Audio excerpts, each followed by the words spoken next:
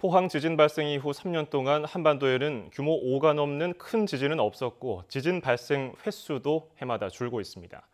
하지만 전남, 해남에서 400여 회의 소규모 지진이 잇따르는 등 안심할 만한 상황은 아니라는 것이 전문가들의 진단입니다. 김진두 기자가 보도합니다.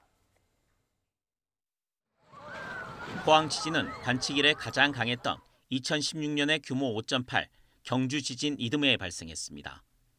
규모 5.4로 역대 두 번째로 강했고 토양이 마치 물처럼 변하는 액상화 현상까지 처음 일어나며 피해를 키웠습니다.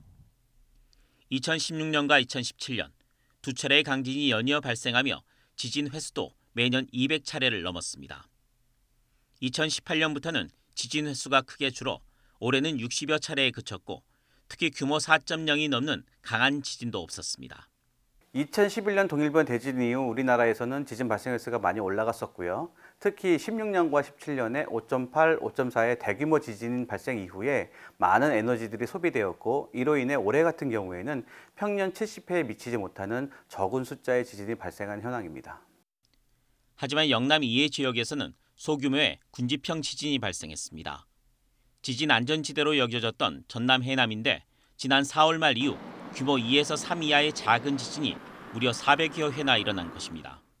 기상청은 정밀 조사 이후 대지진의 전조는 아니라고 결론 내렸습니다.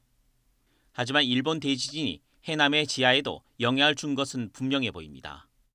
큰 지진으로 다 해결할 수도 있지만 작은 지진을 여러 번 발생시켜서 그 응력을 해소를 하는 방법도 있는 거죠.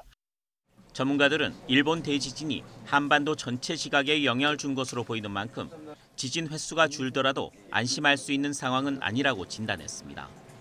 특히 역사적으로 큰 지진이 있었던 곳에서는 언제든 규모 5에서 6 이상의 강진이 발생할 가능성이 있어 감시와 경계가 필요하다고 지적했습니다.